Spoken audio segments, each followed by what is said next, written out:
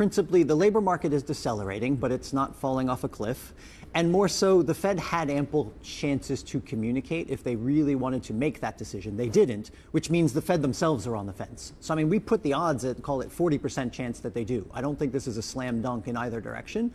I just think if they clearly wanted to do that, they would have communicated it. And now it's going to be what happens when they lock themselves in a room on Tuesday and Wednesday, and can they talk themselves into starting with a faster cut or starting slower, but giving a very dovish communication about all the flexibility they have to ease faster in the future. And I think that's the tack that they're going to take. But is this increased probability of a 50 basis point cut actually putting pressure on the Fed to potentially go beyond what it wants to do? I think it's something they take in, but I don't think the Fed and any central bank ever takes that pressure from the market. You know, certainly if there was 100% priced in, there would have been a reason for that. I think there's still plenty of time over the next couple of days as everyone settles in from the weekend for this to move around. But I think it's going to be extremely close. And this is a Fed meeting where every point is going to have something for the market to digest, whether that's the announcement of the rate itself, the statement, the dots, the SEP, the communications, all of it is going to move the markets this week. What do you think is the most likely message from the Fed this week in terms of what to expect between now and the end of the year? Because if we put aside the debate of a 25 or a 50 cut this week, there's still quite a lot of strong expectations that the Fed will move heavily in bringing down rates before the end of the year. What sort of message can we get from the Fed in terms of what to expect next? I mean, I think it's dovish. I think the market is priced for at least a 50 over the next 3 meetings, including this week.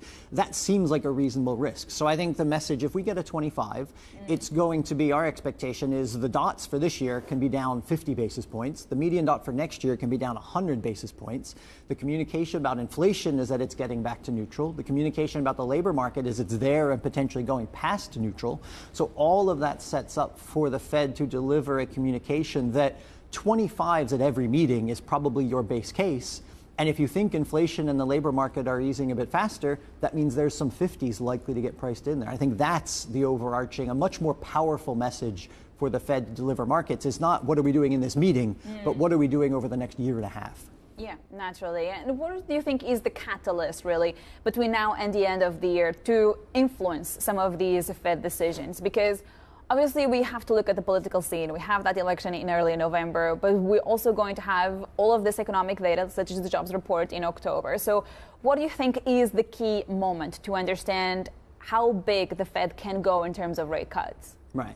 I think there's very little difference in a grand economic sense of how central bankers will look at this. There's very little difference between an extra 25 basis points now or 6 weeks from now or 8 weeks from now or 12. So, you know, I think the Fed can come in with a 25 and say, we wanted to start this session. We are starting to ease. We will have further data, and they can sort of set those bogeymen there and say, as long as the data comes in as expected, we would expect it to be a very close call or seriously consider 50 basis points in 25 or something like that, that lets the market say we are still data dependent.